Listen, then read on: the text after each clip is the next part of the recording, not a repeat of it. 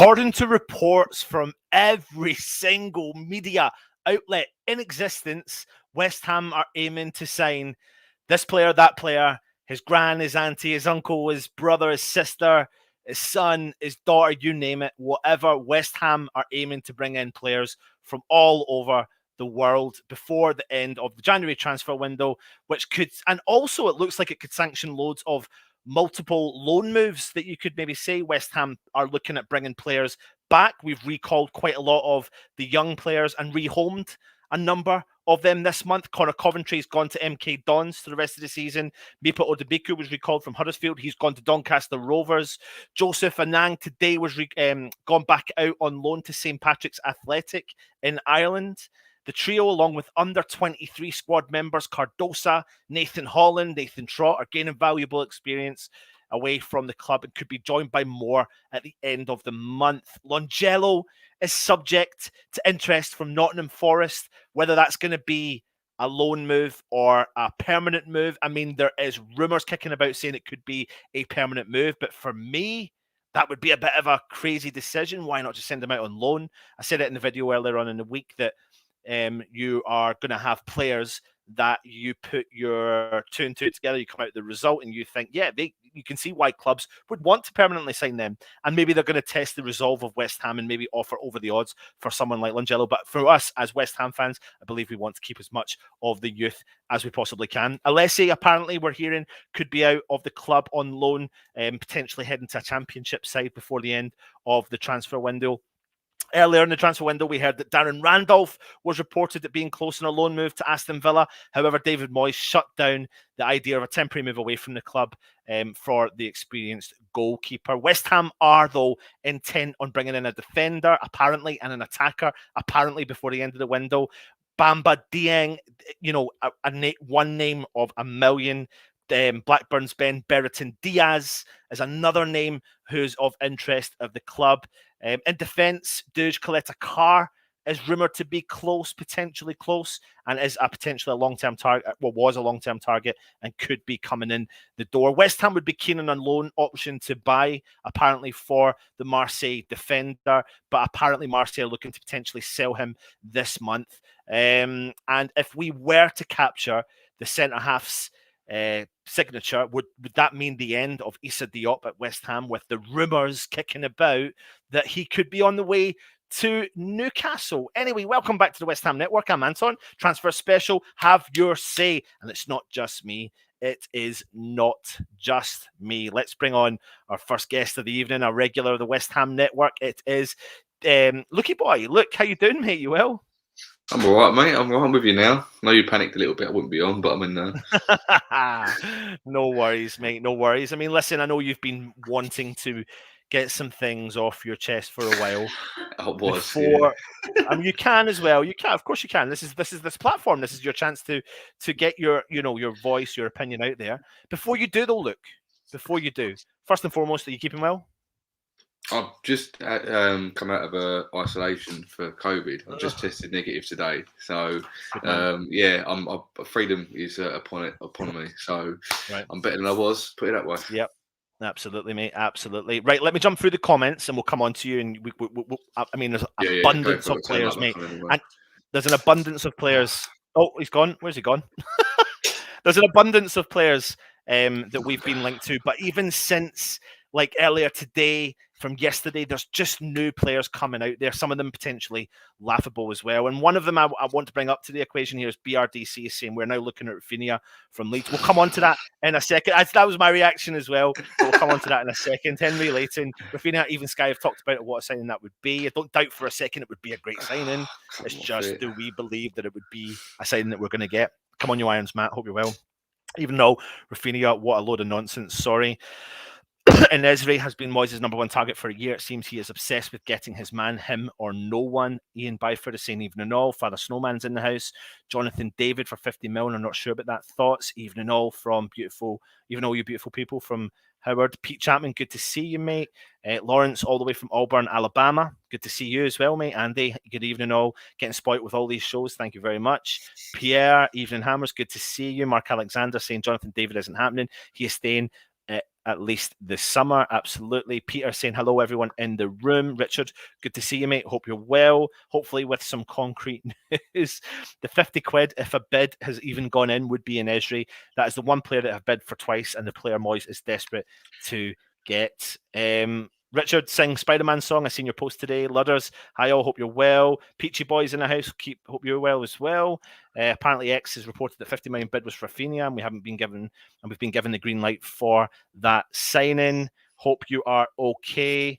I've just what have I to do? Check this. Right. Okay. Hold on a minute. I'll get that sent if you are watching. Lawrence, good afternoon from Los Angeles. Sorry, I've just been thrown completely off guard there. And just sending that across. Yeah, go. Yeah.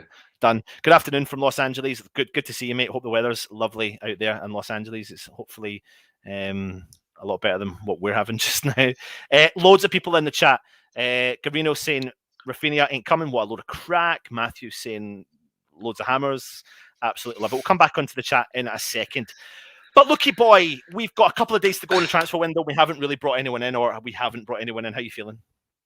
Well, I was really annoyed a few days ago when I told you I put a load of my messages into the chat and it didn't really go anywhere. So I had all this frustration and I was just sitting there with the phone shaking like, what's going on? And this has been, I've settled now. I've calmed down now. So all that anxiety and all that frustration has come out. But I'll try and get some of it back to make it a good video, hopefully. Do you know what? It kind of makes me laugh.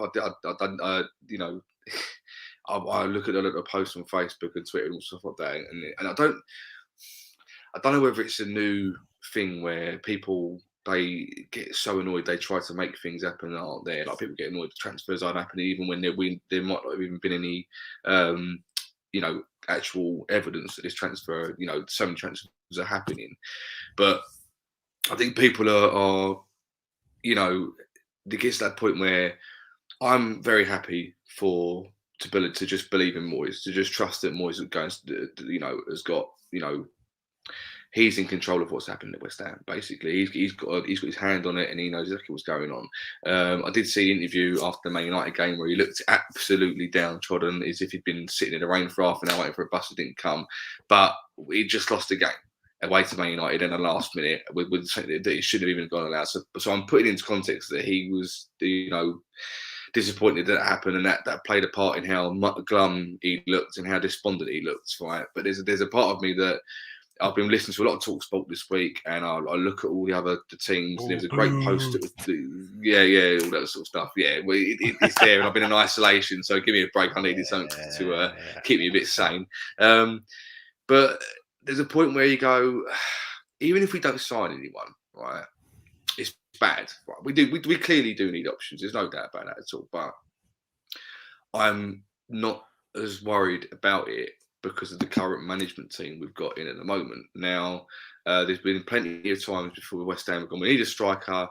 We've gone and spent a bit of money. The perfect example of that is Pellegrini, the Pellegrini era. We signed a load of players that Pellegrini couldn't get to work, or maybe Moyes would have got to work if he had been in charge or something like that. Maybe Ekitike would have been a good player under Moyes. I don't know. We sold him. We never got to find out. And for me, it's got to a point now where I think a lot of people. It was highlighted on a post on Facebook the other day, and it was very, very true. It was like, out of all the strikers in the Premier League, right, that we've been linked with over the years, has anyone that we've been linked with that's gone to other teams in the Premier League actually been worth their weight in gold? Have they actually gone to these teams and gone, do you know what, we had him? They might score the odd goal. They probably score against us. It's very typical. They go to another team, score against us, but they probably wouldn't score for another 10 games. Well, they wouldn't play that well for another 10, and they go to someone else. And the thing about football is it's a... what's the word I'm looking for? It's a form game. So to be a good player, realistically, you have to play well over a period of time. You can't do consistently. That's what I'm looking for. Consistently, you can play well 2 or 3 times and you're a hero. But if you play badly the next 2 or 3 games, you're a villain again. And this is the thing about buying someone that you have to be assured that they're going to be good over a period of time. Now, West Ham have been linked with every striker in their own call for years and years and years. And we do this thing with everything to go. He's been fighting championships for loads of goals. Let's go and get him. He's been doing really well in League One. Let's go and get him. Let's chuck a load of money at it. And they'll probably get to West Ham and they'll probably start flying and they'll probably score a couple of goals. And then after that, they go off the ball because they get worked out. The opposition, every little thing about every team in the league, week after week, find out their little flaws and how to get against them. Perfect for me would be Antonio, because he started off the season, in my opinion, probably the top 3 strikers in the league with his form, his assists, the goals, everything like that. Now, it's true that he went away to international duty with Jamaica, come back and probably wasn't the same player. Probably could be to do with overworking, could be to do with the fact that he's knackered, or he's trying to keep himself from injury, because we know by now he should have had about 12 hamstring injuries that he hasn't had, which is amazing for Antonio, but he's looking after himself and brilliant, whatever like that. But it's also the fact that possibly, just possibly, the opposition have worked him out a bit. They've worked out that when every time we get the ball up to him, to put an extra defender on him, and that causes him to not have the impact that he normally would have for West Ham. I personally have no criticism of him at all. I think he's doing an amazing job as an only striker, and I do kind of have a problem with people who slag him off. But then I do understand where their criticism's coming from. But again, it's like this criticism is like, well, if we do bring in someone to come in, it's like is Moyes going after someone who's going to match him for exactly like an Antonio Mark II, or are we going to someone who's going to actually score goals? Because as we know, I think it's been in the last 2 years, it's probably been his best return for goals wise for us. But apart from that, he wasn't really known for scoring goals. He'd be known as the bulky winger who try and push a defender against. So the bulldozer, a bit of an Adama Traore for Wolves for us. You rely on him to be that bulldozer player. Now he's been converted, and Arnautovic was the same. Arnautovic was a winger. We bought him. We converted him to being a top striker. And you're looking at all these strikers we're being linked with, and you're going, well, yeah. In the comments, a lot of people have been saying this for En-Nesyri. I have never seen En-Nesyri play. Well, before you continue, I need to bring on our guest. And no, it's fine because you're allowed to do it because you're going to be on for the long run. But we're going to bring on our first guest. You'll know him, Jakey Boy from West Ham Unofficial. Hope you're well, Jakey Boy. You well? Well, Jake. Yeah, not bad at all. I mean, it's just more about the show. The show's more about the show's kind of a relaxed attitude. It's giving people their voice, their chance to say what they want to say. Now today, crazy rumors have come out. I mean, literally, you feel like every single day you're looking at something, and the next thing you see, Raphinha is now potentially on the top of our list. 50 million quid apparently. Now, the funny thing with this one is that when I look at all the transfers that West Ham are linked to, I very quickly can eradicate them and I can laugh out loud at quite a lot of them. And this one is one that I laughed out loud. However, when you start to try and build the story up, you think to yourself, well, would he be a player that Moyes would be interested in? I think he would. I think he's a good player. I think for that money, no. Do we need a player like that? No. So where are all these links coming from, and what do you think? What do you think of them, Jake? Go for it. Let me know what you're. I mean, I know you've only got a short amount of time as well, but talk to me about who you would obviously want us to try and bring in. Yeah, I don't know. It's just 3 days to go. People are just doing what they like, aren't they? But it's. So was it you that saw him getting on the train down to London? Oh yeah. In Nando's in Westfield. Yeah. There isn't even a Nando's in Westfield, I don't think, but there is now. But I wouldn't even be surprised if the £50 million striker bid rejected. I wouldn't even be surprised if that was rubbish as well. That might be true. We might have. I'd be incredibly surprised if that's true. If David Moyes has bid £50 million for a striker, it's been rejected. And if it's Raphinha, I'd be even more surprised considering he's a right winger, and we've got England's best right winger at the moment in Jared Bowen, who's living the high life in Milan at the moment. But it's. But I just, I mean, we'd all take Raphinha, but I wouldn't because £50 million that would be upward of our budget for the whole window on just that one player. But when you look at Raphinha though in particular, you think he is a player that can play out in the wing, but he also can play through the middle. And we all know what Moyes does. It doesn't matter what kind of player that you buy. Moyes will turn him into what he wants to potentially turn him into. But it's not just him. It's not just Raphinha we're linked to. I mean, I want people to understand in the chat as well, right? Because I can see some people, saying here, I get there's transfer rumors. I get it. And when we do most of these shows, we put a disclaimer out there, a verbal disclaimer, which states to you that we don't believe 100% all of the rumors. We say that we think that we'll maybe look at a particular player. Let's talk about En-Nesyri, for example, from Sevilla. It's a player that we know for a fact West Ham have been interested in. And then what we do is look at his stats, look at his history, look at his style of play, and think, well, would that fit the West Ham system? And then you start to build up an opinion based upon that. So please understand, when we've put the title in there, it's just talking about these players. Raphinha has been linked. Don't believe it for a second. I don't think he'll come to West Ham. Jake, keep going. Yes, I mean, we're getting the recycledness coming back now with En-Nesyri and David and all these other players, which is to be expected with 3 days to go when we haven't signed anybody. People want to get their clicks on their websites and all of that, and they want to get their website clicks up by just spouting absolute nonsense that we know that's not going to happen, like Raphinha coming to West Ham for £50 million. I mean, I think the maximum that David Moyes is going to spend on a player is with what we've seen so far is 30 to 35 million. I'd be incredibly surprised if he goes out any more than that. We've been told that David Moyes hasn't found his perfect striker he wants yet. He's had 3 transfer windows. Is this £50 million rejected bid it? Probably not. It's just getting to the stage now where we've had some solid rumours today, and we've just had some rubbish rumours where people have just got a little bit excited. I know you can't stay on long, Jake Boy, and we've got our next guest coming on. But before you go, let me bring on another player, Calvert-Lewin. He's a player that has been linked to us for a while. I mean, can you see why we would look at him, No. or do you think it's a completely brought out of the air and West Ham have just gone? The media outlets have just gone wild. Listen, I think he's a good player in the state Everton are in at the moment. I don't think they can afford, in the position they are, to sell their best player in Dominic Calvert-Lewin. Or was it 50 million quid or something? They said 60 million or something. 60, I don't know what it was. Is he their best player? Is he Everton's best player? Yeah, is he?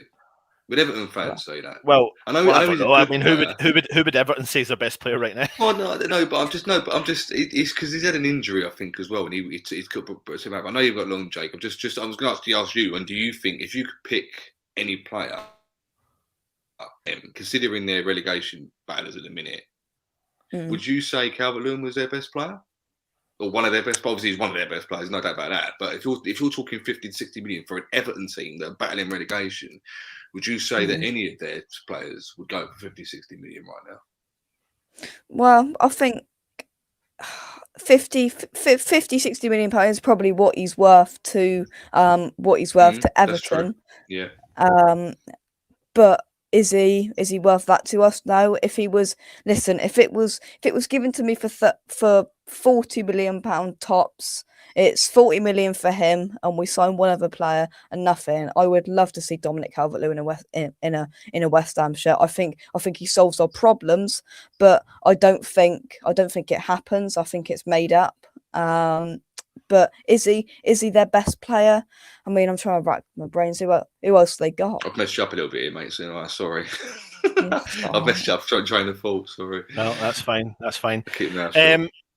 Jakey boy, before you head, mate. I mean, I'm asking you not who you want us to bring in, who you think we will bring in. So, if one priority position, I don't doubt for a second that we're looking at 2. I think it looks like we're going to try and bring in 2 players.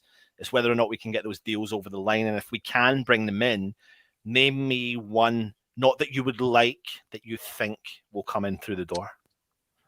I'll give you one centre back and one striker just to jazz things up. Kaletakar as a centre back, and that guy that I can't pronounce his name, Hugo Ekitike. Ekitike. You probably got it spot on the first time around that you said that. I don't know how to see it myself. So Ekitike is the striker. There it is. I'll tell you what. I saw that, wrote it down for a transfer show earlier on. It wasn't until I finished after I realised he's only 19 years old. I went, oh my god, Jesus he Christ. is. Yeah, it's mad. 19 years. Anton, I can stay for a bit longer if you like. It's up to you. Yeah, well, that's fine then. I'll bring on the next guest and then you let me know when you can go. But I don't know, correct me if I'm wrong, when I do bring you on, Mr. Milesy, is this your first time on the channel? I don't know if it is, mate, is it? Second. Have you been on with Russie B? Yeah. Right, cool. Good to see you, mate. For anyone that doesn't know Milesy, I'll pass it over to you. Let everyone know who you are, where you come from, and your channel and all that sort of stuff. Yeah, I'm from the West Ham United channel. I do a bit of history, player appreciations. I have different people's on. If you want to come on, it's a free.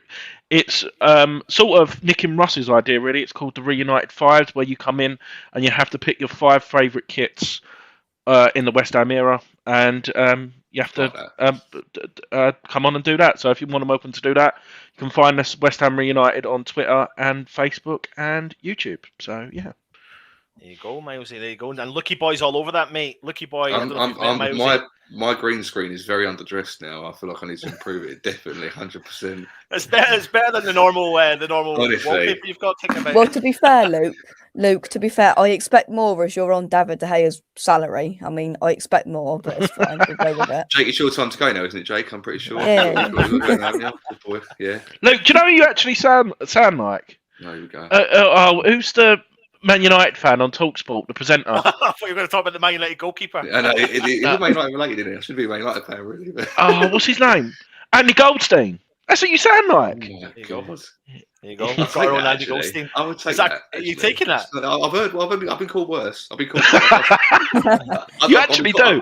I've been told I sound like myself, so that's a bit of an improvement, to be fair. So I'll take that. Andy, you just need to get someone to sound like Jason Cundy, and then you've got the Sports Bar show. Who do I know that sounds like a twat?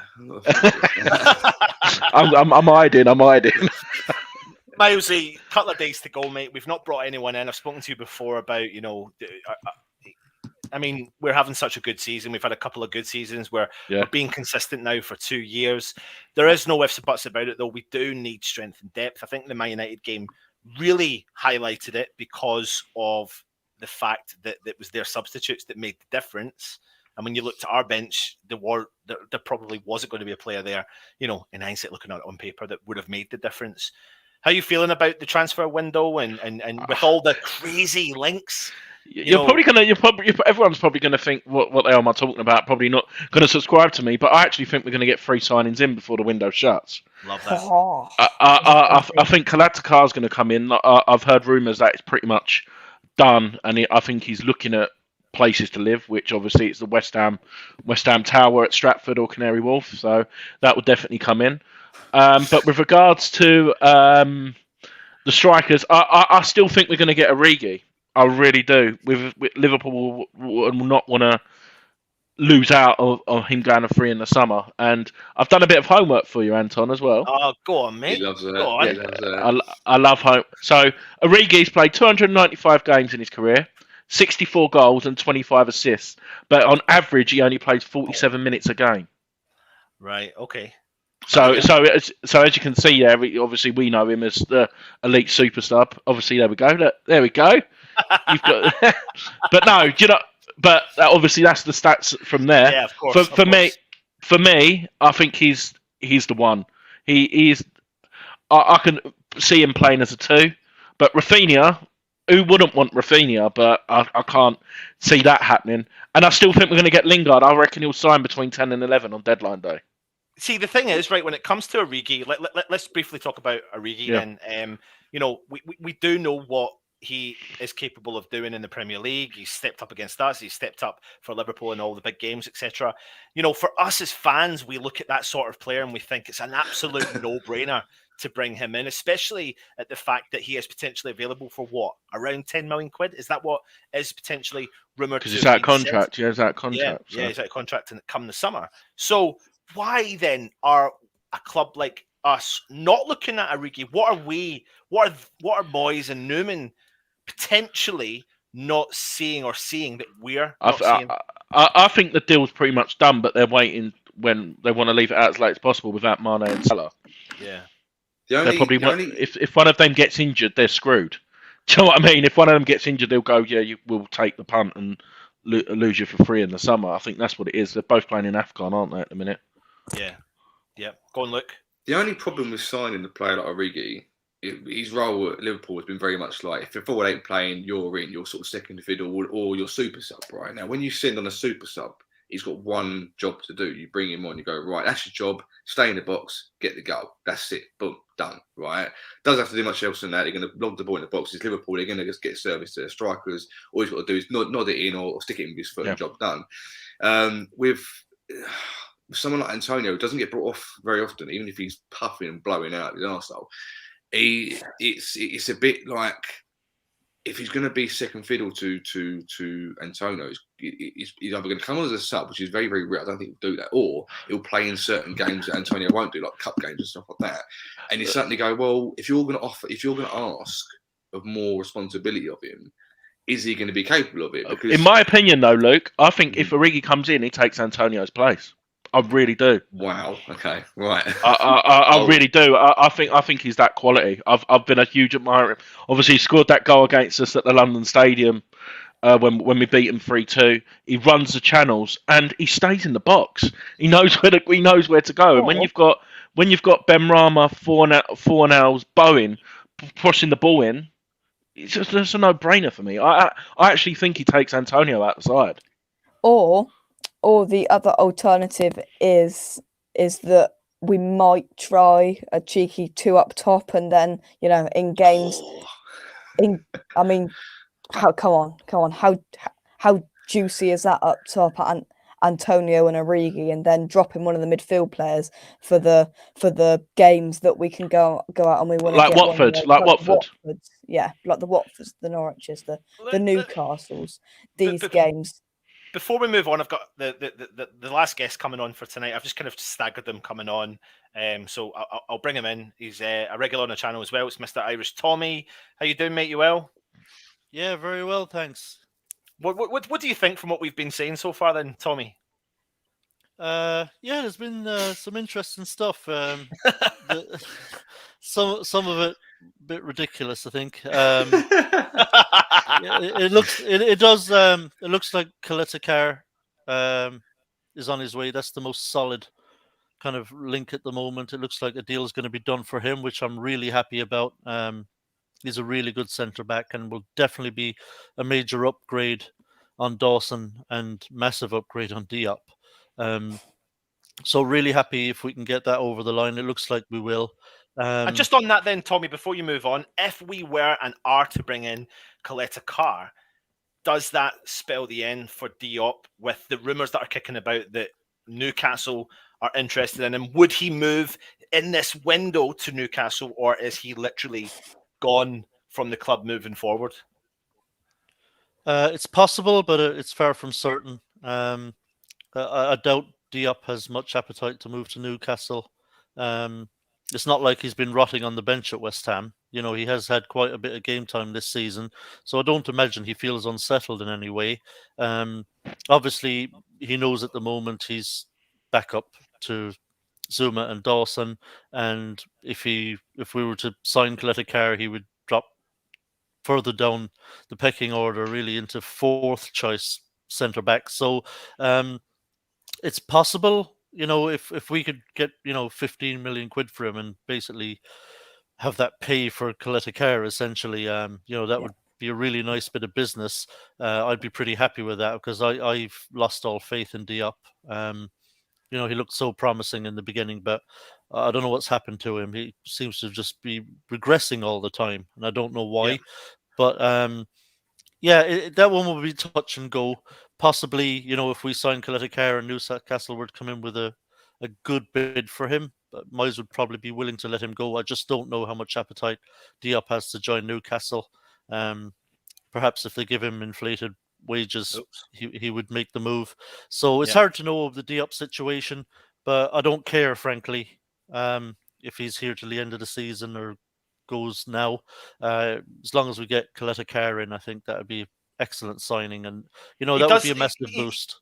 he does look like the kind of maybe the defender that we should be looking at, because he's not got that kind of no nonsense attitude. When you do look at him now, I said earlier on, and I've done a video this week, that we've been he's been a long standing link to West Ham. So I personally done a video on him 7 months ago, but that was me not saying I'm an ITK. It wasn't about that. It was just about looking at him 7 months ago, seeing what style of player he was, because we were linked to him back then, and watching how he has played. And he see the way he gets the ball and sprays the ball upfield and finds his player nearly on every single occasion. And that stat up there, 91% pass completion, is a phenomenal stat. And he's up the ranks in comparison to all the West Ham defenders as well. So he looks like he could be that matchy, player that we need for someone alongside Zuma, and also Dawson, who is, making his claim for a position in the team, rightly so. I think the main thing, Anton, is the fact that he can play. His left centre back is his primary position. Yeah. People like I agree with what everyone's saying as well with regards to Diop, but when if you ask like John Terry to play right centre back, I'm not comparing Diop to John Terry, but if you ask John Terry to play right centre back, it's a totally different ball game when you switch sides for it as well. I still think Diop will still be a West Ham player, and I think it's the same as anyone. If a striker's not scoring goals, they get stick, and when a goalkeeper lets in goals, they get stick. But like you said, when they put the shirt on, you just got to get behind them. And every player has a blip in their career, but I think it will come good. Yeah, it helps us kind of in two ways, really, because at the moment at the moment Zuma is having to play as the left-sided centre-back because Dawson just literally cannot do it. If we get Ekitike, then Zuma resumes his normal position, his strongest position, and we have a proper left-sided centre-back now, which we haven't had since Ogbonna got injured. So it would certainly stop a certain amount of goals going in. What are you going to say, Jakey boy? Yeah, I agree with Tommy within the fact is that it's not certain that if Ekitike comes in, we'll sell Diop, but of course, obviously, if we don't get another centre back in, Diop will be staying, because otherwise that's just going to leave us with two centre backs. If we do bring in Ekitike, let's say for £15 million, we've got to be smart when selling to Newcastle, because they've got a bottomless pit of money, and other clubs are putting ridiculous price tags on players. So why don't we do that as well? Let's just say 20 million, take it or leave it. And if we do, we're going to gain £5 million on that. And then look, we've got a better centre back, and we've got £5 million out of it, even though we're losing slightly on what we paid for Diop. But we're gaining £5 million, and we're gaining a better centre back than what we had with Diop. But I'm gonna let you guys go. Anton, thank you very much. Good man, Jakey boy. Anyone who's interested, go across and subscribe to the West Ham unofficial channel for Jake's. Give him a like and a subscribe. Good man, Jakey boy. Take it easy. Speak to you soon. Cheers. Tommy, briefly we were talking about, and I'll come on to Tommy, Luke, and then I'll go Milesy as well. Calvert-Lewin, a player, I'll bring the strikers. Let's go to the strikers. We believe Ekitike potentially will happen. I mean, loads of reports from really reputable media outlets are saying that Ekitike is all but done. Let's move to the forward line, though. Apparently, there's a £50 million mystery bid kicking about, whether that's going to be for Calvert-Lewin, whether that's going to be for Jonathan David, whether that's going to be for the new guy that's from Reims that's came out today. What do you think about our forward? Do you think that there is that money there? And do you think we are trying to go hell for leather to bring in that striker that he's looking for? Yeah, I have to be honest. I'm very skeptical about this whole £50 million thing. I don't see us outlaying that kind of money on any player. We outlaid a lot of money on the likes of Anderson, also on Haller, and kind of we got burned on that. So I don't know how much appetite there is from the likes of David Sullivan, David Gold to chuck £50 million at a player. So I just don't see us outlaying that kind of money on anybody, which is why I dismiss this kind of 50 million quid, whether it's for Dominic Calvert-Lewin or if it's for, like, Raphinha would cost even more than that. I imagine Leeds would be looking for 60 odd million, 65 million for someone like Raphinha. which I just don't see us doing it. Even if we have the financial kind of clout to do it, I just don't see us spending that kind of money on one player, no matter who it is. So I'm very skeptical about the whole thing. Yeah, I would love to get either one of them.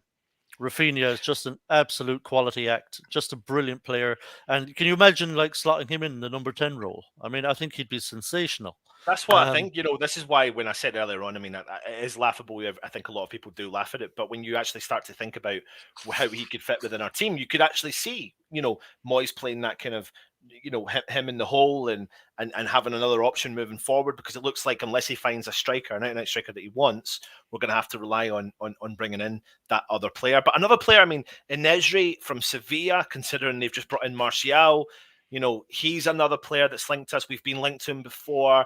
You're probably talking around the £50 million mark. We know Moyes likes him. It's like, him and Tarkowski were the two kind of players that the board spoke out about that Moyes liked. I mean, is he going to leave Sevilla? Why would he leave Sevilla to come to West Ham? Milesy, what do you think? I can't see it, mate, to be perfectly honest. I really can't. And when I've seen him, to be honest, he's not really set the world alight either. Like his goal scoring record and the amount of games he's played for his age, really. When you see the likes of the young players, there's just not enough games, and he's just not consistent for me. He reminds me of too much of Haller. I think he'll just come to the Premier League, won't adjust to the physicality, and not running the channels. And there's not many out there who can mould it. I'm not saying hold the ball up at Antonio, but we need to play on the last defender, and if we bring him in, we're taking a backward step, to be honest. I agree, and to be honest, I can be actually a little bit petty, if I'm honest. I don't like players who refuse to come to us previously. Who kind of stuck their nose up at us and said, "No, I'm not interested." I don't tend to give those players a second chance to come to the club. I said, "Look, you had your chance to come. You turned your nose up at us. We'll go elsewhere." And to be completely honest, I agree with Andy. I think to pay that kind of money for someone like En-Nesyri, I think it's too big of a gamble for that kind of money. I mean, I'd rather overpay 5 million for Origi and give Liverpool 15 million than I would to go out and pay 50 million either for Dominic Calvert-Lewin or En-Nesyri. Even though I'm a fan of Dominic Calvert-Lewin, but Calvert-Lewin, really, when you look at it, I'd be very happy if we sign him, but not for stupid money, because he's had one kind of good spell in the Premier League where he knocked a few goals in and got on a good run. But Antonio's done that too. We've seen what Antonio's done the rest of this season. So those kind of big money players like that, I mean, they make me uncomfortable. I mean, I know people say that's not your money, but we only have so much of it, and we want to try and maximize it. I think that's the difference, Tommy. Though, 15 million for Origi. That's the thing. David Moyes, apparently, not just at West Ham, everywhere else, he treats the money what he's using like it's his own, and he would not spend it wisely. I know you could probably, apart from Hugill, every single signing he's bought in has been a success. So I don't want to go through that stage of just buying crap, to be honest. And like you said, Origi, apart from Origi and Calvert-Lewin, no one else. I want a Premier League proven player. I don't. We've made that mistake with, like you said, Anderson, Haller. I think unless you're outstanding, you're not really. The Championship for me, Diaz is the one. That's the gamble when you think of it. Between 20 and 30 million, you could get both of them for the money you'd be paying for Raphinha and Calvert-Lewin. I mean, here's another player. Then, I mean, we're talking about, even before we talk about him. I brought this up earlier on. I want to bring it up because this is Antonio's heat map for the current season. This is the sort of striker that Moyes is looking for. Now, I don't have the Haller heat map that he has when he was at West Ham at the time. But what you get from Haller, basically, if you can think about it, is just after the centre circle, it's all red and orange, and then right in the box, it's all red and orange. But you don't have him out left and right as much as what you've got Antonio out there left and right. So when you look at the heat maps of the players, you can start to see what Moyes is potentially moulding himself to look at. However, when you look at the Championship, you know, the man who changed his name, and since he's changed his name, he's firing on all cylinders. Ben Berrettine, now known as Ben Berrettine Diaz, is banging in the goals. And if you've seen the goal he scored for Chile last night, it was it Chile? It's Chile, isn't it? Yeah, it's Chile. Yeah, it's unbelievable. I mean, it is a gamble. Is it a gamble too much to pay? 25 million £20, but also would Blackburn sell? Some huge fella with a massive ginger beard is called Diaz. I mean, it doesn't look right, does it? But yeah. Have you heard his mum's interview? Fucking hilarious. No. Right, so she's a Chilean from Cheshire. She's got a Chilean Cheshire accent when she speaks. It's absolutely hilarious. I know. I had to read that. That's hilarious as well. If you've got time, it's on YouTube. It's hilarious. She's got the accent, but she's from Cheshire. I need to check that out, definitely. But I mean, listen, Diaz, you know, he's been on fire for Blackburn this year. He started his career off at Nottingham Forest. He wasn't really firing on all cylinders. Found himself going to Blackburn, and his stats at the start of his Blackburn career wasn't great. But literally, and it's no word of a lie, it's literally been since he has changed his name, he's become a whole new, different footballer with a bit of swagger. I mean, is that Miles? You said it was a bit of a gamble. Look, do you agree? What for? Diaz. Well, for us, you can say that about any player really. Can end the day. I mean, Bowen could have been a bit of a gamble if he come from Hull, but he turns out he's been a good signing. The thing about it is, I think with him, it's a little bit like Antonio, but it's gone the opposite way for him a little bit. Really, is because it's giving him confidence, Diaz, that now he's an international player. He's got a bit of a boost about him. Like, right, I'm a championship player, but I'm also got an international career, and it's like, wow, you know, he's. I didn't realize how young he was. I thought he was like 28, 29. I think he's a bit younger than that, isn't he? Yeah. But to be honest with you, I don't worry about it because I know that Moyes wouldn't pay over a certain amount for a championship player if he knew that they were going to be worth it or not. Like Bowen, I think I like Bowen. I used to look at the results every week for the championship, and every time I went to Hull, Bowen had a goal, and I thought I want this geezer at West Ham. It was about like a year before we signed him, and when we signed him, I was like, brilliant. That's my insight. He's heard that somewhere. But in my opinion, I thought he was going to be a good player.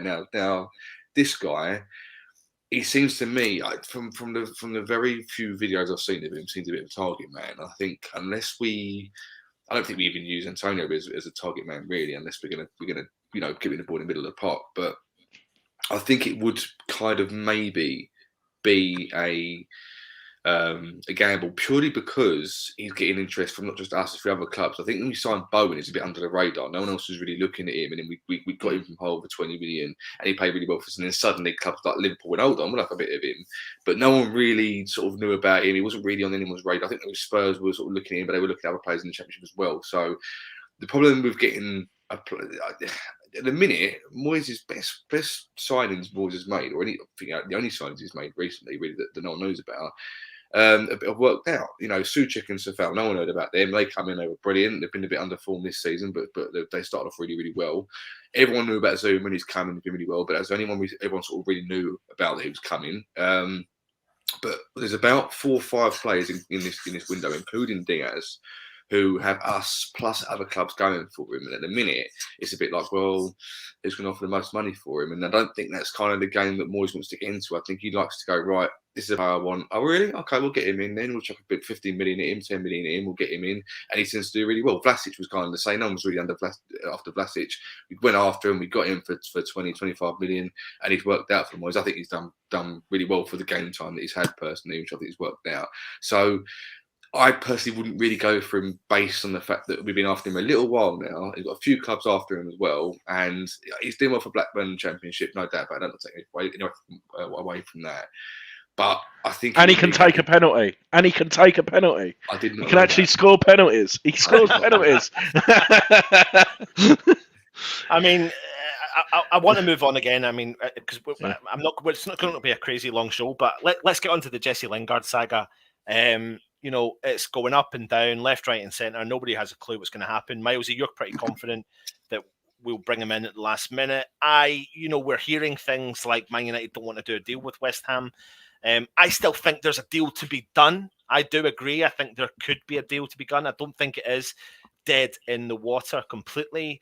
But I'm going to throw this one over to you, Tommy, first. I mean, where do you think we're at for the deal, and should we give up or continue to try and bring him in?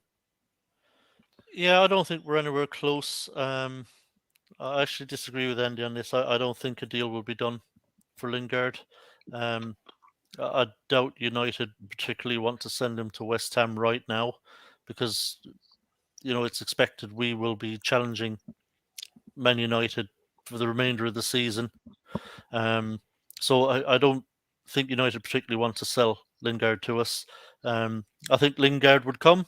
I think we'd like to have him, but I think there's probably a reluctance on the part of Man United to send him to us, which is understandable. If the positions were reversed, I wouldn't particularly want to send any of our kind of really good players that could have an impact at Man United to them, in this transfer window. I'm not optimistic actually about the Lingard one. I think Lingard will end up staying at Man United for the season and running down his contract. Yeah, it's a kind of crazy one, isn't it? I was talking to a mutual friend the other day, and I was just saying that you hear the comments say never fall in love with a player who comes to the club on loan. But that was pretty tough not to fall in love with this player and not forget about the good times that he had on the journey. Milesy, I mean, do you? What's your thoughts? For me, it's a no-brainer, and like you said, the Newcastle, I would even pay £12 million for him. That's what that Man United even want. I think if it comes down to money at the end of the day as well, just think. For me, I'd pay the 12 million or whatever they want to get this boy over the line. The fact that he can play in Europa League as well. Can you imagine that? What a story that would be. Jesse Lingard signing for us and winning a trophy. I know he can't play in the FA Cup, but for me, it's an absolute no-brainer. And the relationship, not only the relationship he's got with Declan Rice, he can a name of Jesse Lingard will attract better players to the club as well. So for me, it needs to get done. Yeah, absolutely. Look, I'm bored of it. Like 75% of all the other fans out there that are tired of hearing about him. But at the same time, I don't get attached to any player now. So the fact that he was a lone player, I was like, I'll enjoy him while he's here, but there's no part of me that is even going to think that he's going to sign permanently, because I just don't want it. I don't want to get my heart crushed when he doesn't join. He's out of contract in the summer. In the day, as much as players love clubs, they also think about their careers. And if they think they can get a nice, lovely, big signing on fee when they become a free agent, I think most players are going to take it. In my opinion, it's very much the same as Rice. If we make top four, which is looking kind of unlikely at the minute, but still possible, Rice could stay and Lingard could hold on. We're staying in the Champions League. I'll sign for them in the summer. Would he sign for us now while we're still in the Champions League, the Europa League? Fair enough, but who's to say we're going to stay in there very long? Which I hope we do, but I'm just saying. I don't think it will get done. I think it's with us at Man United. It's too risky for them to sell us. That's obviously the way they're thinking. I don't think it's down to Lingard. I think it's down to Man United. They're playing a bit hardball, and we're the ones paying for it at the minute. So for me, I don't think it'll happen. If it does happen, it'll be in the summer, but even that's a bit unlikely. I mean, I get it. I know we shouldn't fall in love with this kind of player, but again, we can't help but do it. But we think we're starting to work out how Moyes is potentially doing his business. I don't know if any of you saw the Danny Ings interview with I don't know who it was he done it with, but they were talking about his transfer from Southampton through to Aston Villa, and he basically had said that the only person that knew about the deal was the management team at Aston Villa, the management team at Southampton, and his agent, and he didn't even tell family members. And that is exactly how West Ham never used to run. However, we've saw recently in latter years. I have heard a rumour, Anton, that there was a striker coming in the summer, and it got leaked, and Moyes pulled the plug on it because it got leaked. He wanted it kept quiet, and apparently he was that stubborn. He was like, "No, I don't want him because it got leaked before he signed as well." So, like you said, it could be to do with that. Agents trying to make stories. I'm not saying I'm an in the know or anything like that, but I've heard that's exactly what you're saying.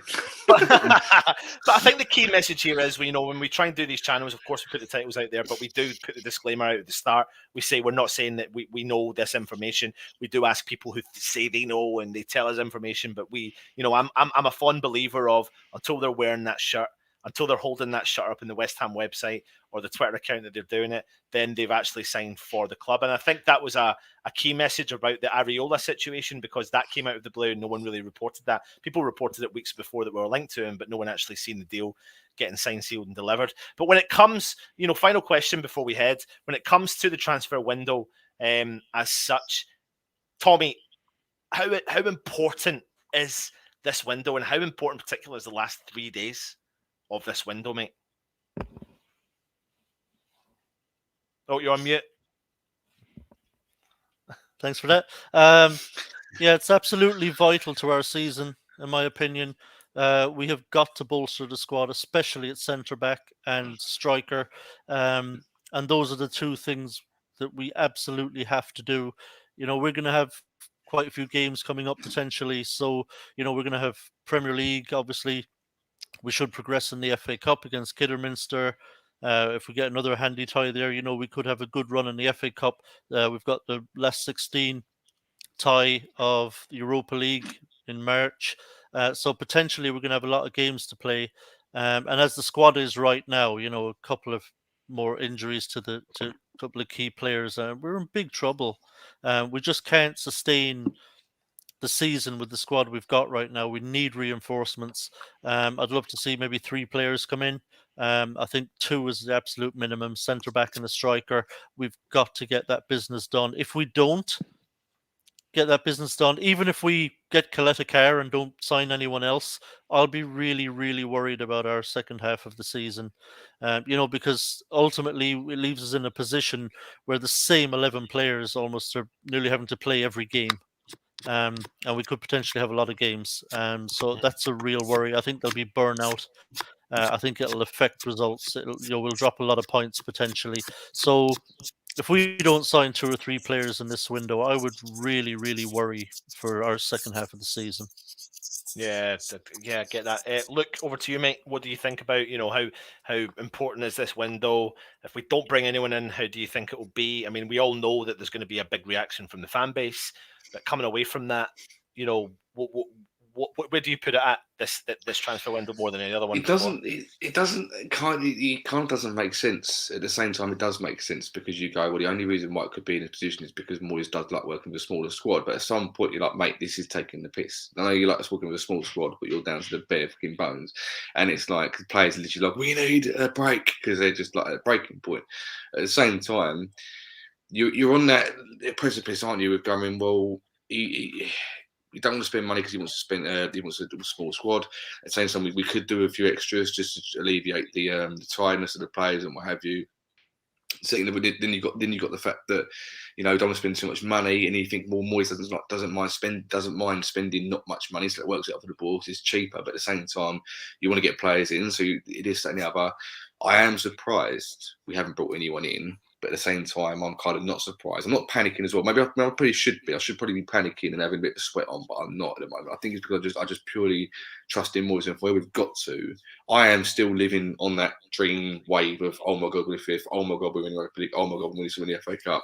And I'm just living the dream. And at some point, I'll probably get smacked back into reality in about a few months' time and go, why didn't you buy anyone, and have a breakdown about it? But I don't. In the minute, I'm kind of just going, okay, I'll see where it's going. Because I think a lot of this stuff for the takeover with the Kretinsky thing, I think that plays a big part, a part that I don't think anyone's really taken in, and I think it's having a bit of an effect. It's one of the only reasons I can think why we haven't bought anyone yet, because it's not like Moyes doesn't buy players. He does buy players, but it's what players he buys and he brings in. And I can understand trying to be perfect, but at times in life, you've got to go, right, well, I'll make him perfect. I'll buy this imperfect striker or this imperfect player, and I'll make them perfect. Like my perfect, I told you in the chat in a week, perfect example of that is Fornals. Fornals wasn't his player. He was a completely different player when we signed him the first time around. Moyes has changed him into being a Moyes type player. And you're looking around and going, well, why couldn't you have done that with Diop? Why couldn't you have done that with all the other players that you've let go or play? Why is it Masuaku the same player we had when you first come in? He was a brilliant winger. Why isn't Yarmolenko the goal scorer that he is for Ukraine that he isn't for West Ham? What's the idea? So it doesn't really make sense in that sort of thing. But the players we're linked to doesn't really get me like excited, but at the same time I'm going, well, do you know what? If Moyes wants them, I'm happy with them. We've linked with Raphinha. I tell you now, if we sign Raphinha, he'd be the new Payet. That bloke could play in any team in the world. He's world class. He's that good. And I think he showed it against us when they beat us recently 3-2. But I think he's probably worth more than 50 million. I think that's why maybe even if he did bid 50 million, we wouldn't get him. So it's going to be interesting. I'm not panicking, but what I'm going to have to do is if it gets past the deadline day, I'm going to have to remove myself from social media because I just know what's going to happen. There's going to be a huge meltdown, and I won't be able to take it. You know what I mean? Yeah. Can I just say as well, just on what you're saying there, because it kind of reminds me of something I wanted to kind of bring up. Look, in an ideal world, we will, in this window, bring in players that improve the first team. So bring in someone like Ekitike, immediately comes in, plays every week, improves the first team. If we were to get someone like Origi, for example, I think he comes in. I agree with Andy. I think he takes Antonio's place. I think he improves our first 11. That's great. But I think it's also important to remember that you do also need a squad. So I have no problem with bringing in players. If Moyes can't get the striker he wants, for example, and he feels, and he's alluded to this, that he might have to wait until the summer to really get the striker that he wants, that doesn't mean you bring in nobody. There's nothing wrong with improving your bench in the meantime. So if we were going to go out and spend a bit less money on a backup striker who could do a job for us when needed, when called upon, bring in a midfielder, a defender, left back even, who can do a job if Cresswell goes down. There's nothing wrong with spending a bit less on some players who are going to improve the bench, because our bench, this last couple of games, has been really poor. And there's nothing wrong with buying players who are going to be really good for you off the bench and can do a job. I think that's equally important, I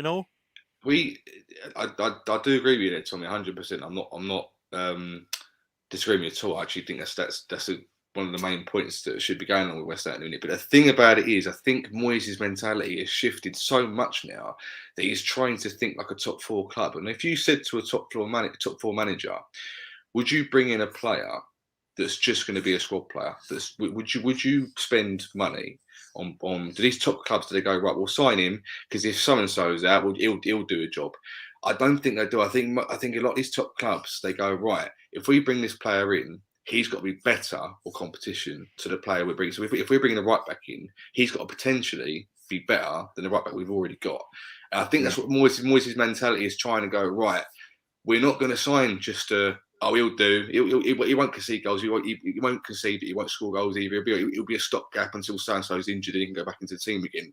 And I think, in a way, that's been West Ham mentality for years. And I think the way Moyes thinks goes, no, if I'm bringing someone in, they're not going to be that sort of player. They're not going to be someone who's going to go, oh, he'll do a job for a few weeks until so-and-so's hamstring gets better again. No, he's going, no, if you're going to come in, you're going to push that person to be the starting lineup. So if Johnson comes in, fantastic. Johnson's improved so much, to almost to the point now where people are going, why is Safari? Why isn't Johnson still in? He was brilliant while he was out. And that's that mentality that I think Moyes has brought in there, thinking, no, you don't come in just to do a job. You're now going to come in to potentially being the main person in that position. I think I agree with you. In a way, that will kind of work out if we went, right, for now, just buy him. He'll do for now, and we'll get someone else in the summer. But that's where Moyes he's obviously a bit mad. Do you know what I mean? I agree with you on that. I do think that's how Moyes thinks. He wants to bring someone in who'll displace someone who's already in the team. And I'd like to see that too. I think that's an ideal signing, if someone that improves your first 11. But I think, we would also, if that deal can't be done, and Moyes has talked about this, particularly about the strikers, that he doesn't feel like he might be able to get the player he wants until the summer. I think it would be really, really remiss of him, I agree with not bring any striker in just because he can't get his number one target. You can still go back and get your number one target in the summer, but Christ's sake, have some half-decent striker on the bench that if and when Antonio goes down or gets suspended or his form continues really poor, who can actually come in and do a job. Because that's better. That would be better for us right now. Let's say we had Diaz on the bench. I think Diaz would probably be a fairly average Premier League striker. I don't think he's going to pull up any trees in the Premier League. But at least if he's there and Antonio's terrible form continues, you can put him in and you can play him. Because Man City and Liverpool every week, we're going to be playing a lot of teams that we're better than, and where a player like Diaz, a good backup striker, can come in and really do a job, maybe score a couple of goals for us, and maybe earn us a point or three. So I think it would be a mistake to just say I can't get my striker till the summer, therefore we're just going to have no backup striker whatsoever for the rest of the season. I just don't like that way of thinking. I'd rather get somebody in. So that bench is strengthened and we have that option. Bring back Franco and Di Michele. Is it I like Di Michele, yes. I know, so did I like Di Michele. If Di Michele was on the bench, I'd be all right. Did he not score a decent brace against Newcastle, didn't he? Yeah, in his debut, when it's Zola's first game. And the ball took a big, weird, funny deflection or something, didn't yeah, it? but we've had players who've been very good off the bench for us. Do you know what was wrong when we had Amalfitano? He came in whenever he was called upon. He came in. He did a decent job for the team. He played quite well for us. Okay, he wasn't a great player, didn't start games, but he was a good, solid player. I mean, I'm sick of seeing fucking Yarmolenko and Masuaku coming off the bench every game. That actually doesn't make sense. No. Surely we can improve the bench at a minimum if we can't get players that will immediately improve the first team. Our bench is going to cost us the second half of the season. It really is. Milesy, over to you, mate. Same question to you. I'm still feeling positive, like I said at the start.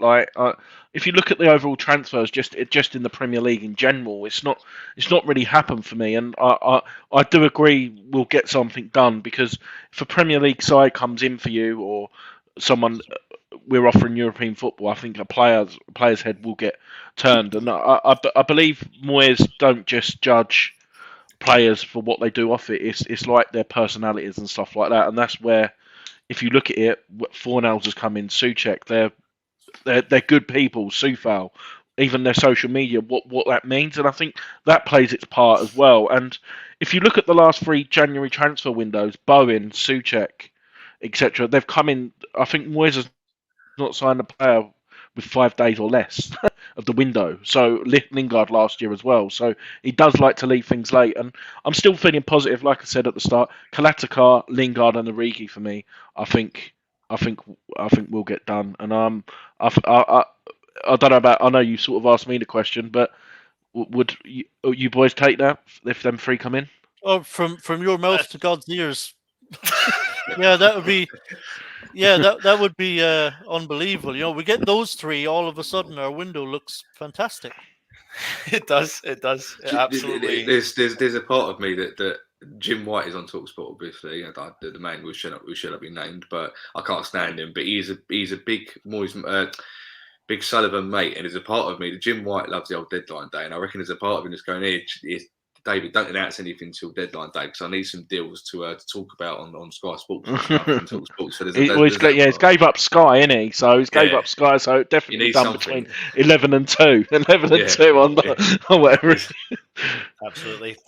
I'll tell you what, we get Kalatakar and Origi and Lingard. I mean, I think it transforms the second half of our season. Yeah. Yeah, absolutely. I've put up some final images here of players that were linked to Jonathan David, Calvert-Lewin. This is just a prime example of some of the crazy. I mean, players we've not even discussed, but players we've been linked to just in the last couple of days as well. But there is plenty more, and I just wonder if any of them, of course, will be wearing a West Ham shirt come the end of the January transfer window. Before Positive Fridays. Yes, it's coming. Deadline day is going to be great. Absolutely, it is. So, before we go though, I just want to again offer my condolences to the Caton family with all the horrible news that came in from that. We have done it over the last couple of shows. It was Isla's funeral today, and really sad news. So, again, condolences. The West Ham family really pulled together, and and rest in peace to Isla as well. But lads, thank you very much for coming on. Fingers crossed. Pleasure. We can have cheers, Anton. I don't know, maybe we can have a couple of new players to get excited about and talk about for the next couple of weeks. And hopefully it's not just us. Because if not, I'm bringing Tommy on to talk about Yarmolenko and Masuaku. I agree with what. Oh, Sorry, go on, Andy, sorry, go ahead. Tommy.